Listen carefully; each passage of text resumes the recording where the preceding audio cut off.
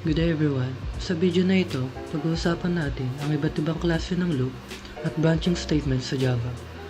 Aalamin natin ang for loop, while loop, do while loop at ang mga branching statements na break, continue at return. Ipapaliwanag natin kung para saan ang bawat isa, ang tamang structure o syntax at magpapakita tayo ng mga halimbawa. Simulan natin sa pinakakaraniwang loop, ang for loop.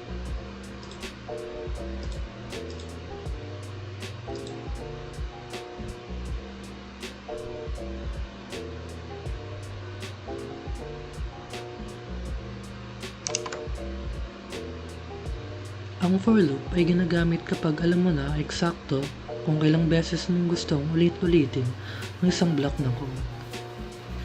Sa for loop, meron tayong tinatawag na initialization, condition, increment or decrement. Sa initialization, int I equals 0, dito natin sisimulan ang ating loop counter variable. Ang condition naman na I is less than 5, hanggang true ang condition na to, patuloy lang yung loop natin. Kapag naging false naman, tsaka lang ihinto ito. Ang increment or pwede rin na decrement I++, ito yung nagpapataas o nagpapababa sa value ng counter pagkatapos na mag-execute yung block of code sa loob ng loop. Sa ating example, mag-uumpisa si I sa 0 dahil 0 is less than 5 ay true, may execute yung mga print statements sa loob ng for loop. Pagkatapos, tataas ang value ng I at magiging 1. Paulit-ulit lang ito hanggang sa maging 5 si I, at dahil 5 is less than 5 ay false, titigil na ang loop. So basically, magandang gamitin ng for loop dahil pwede tayo mag-initialize, mag-increment or decrement compare sa ibang loops na condition lang ang tinatanggap sa loob ng parentheses. Pangalawa naman ang while loop. Ginagamit natin ang while loop kapag gusto mong ulitin ang codebase sa isang condition pero hindi mo pwedeng i-declare ang bilang ng pagulit sa loob ng parentheses tulad lang ng for loop. Mas simple ang structure nito. For example,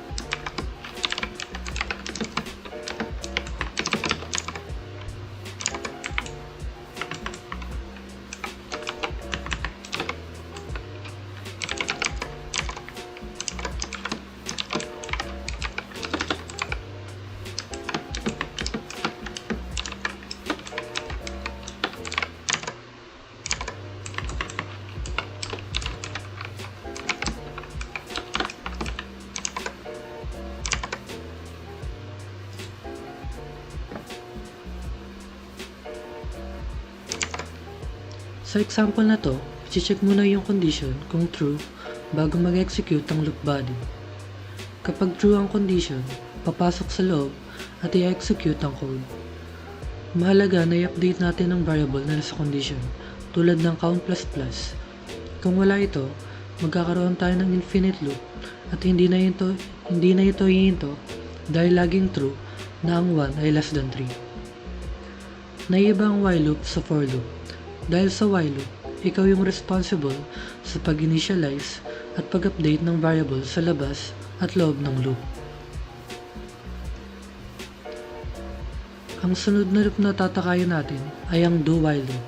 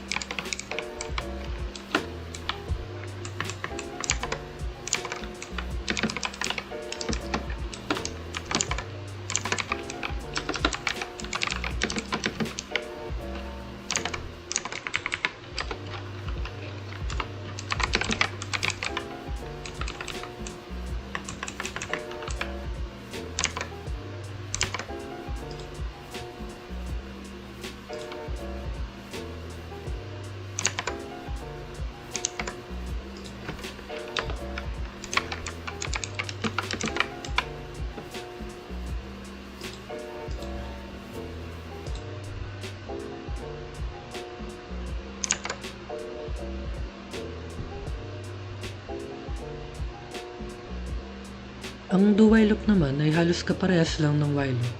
Sa do-while loop, ang code block ay mag-execute kahit isang beses, kahit na false agad ang condition. Dito sa loop na to, sa pinakababa ng code block, chine-check ang condition kumpara sa ibang loop na ang umpisa sa pinakataas. Kung makikita natin sa example na ito, kahit na ang condition na number is less than 5 ay false, agad dahil 10 ang value, magpiprint pa rin ito ng isang beses. Basically, ito yung flow. Una, mag-execute ang code block, at pangalawa, i-check ang condition. Kaya lagi itong mag-run ng isang beses kahit false yung condition.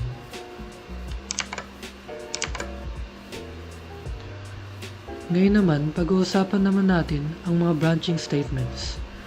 Ito ay ginagamit para baguhin ang flow ng ating mga loop at program. Yung panguna na example ay ang break statement. Ang break ay ginagamit para agad na lumabas sa isang loop kahit hindi pa false ang condition sa loob ng loop.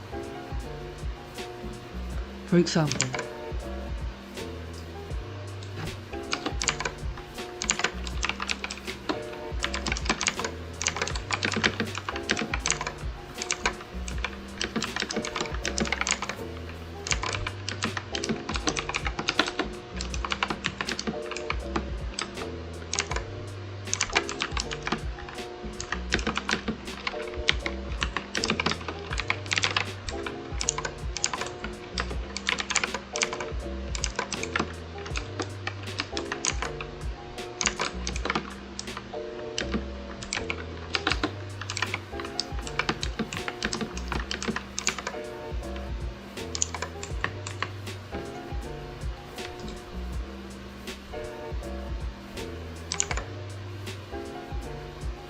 sa example na to, magpiprint lang ang loop hanggang sa I is equal to 4.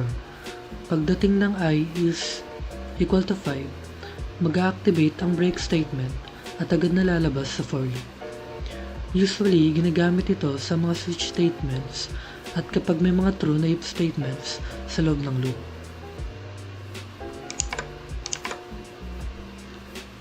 Ang pangalawa naman ay ang continue statement. Kung ang break ay lumalabas agad sa loop kahit hindi pa false ang condition, ang continue naman ay nag-skip lang ng current iteration. Meaning, kapag na-execute ang continue statement, agad na babalik sa condition ng loop kahit pa na meron pa ring natitira na block of code. For example,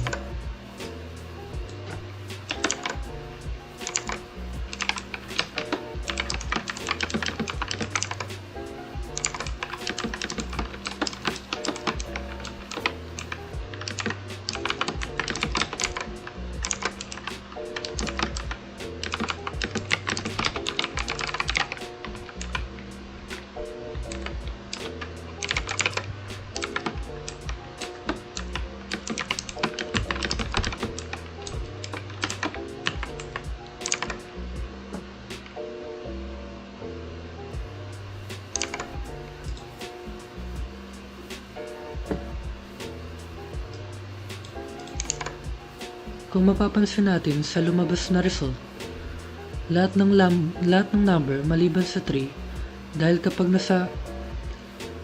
ang I ay equals na sa 3, matitrigger ang continue kaya na-skip ang print statement para sa iteration na yun at tumuloy agad sa next number which is 4.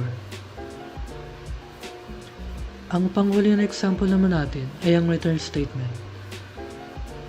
Mas impactful ang return kaysa sa break at continue. Ang return ay hindi lang lumalabas sa loop. Lumalabas ito sa buong method kung saan ito nakadeclare. For example,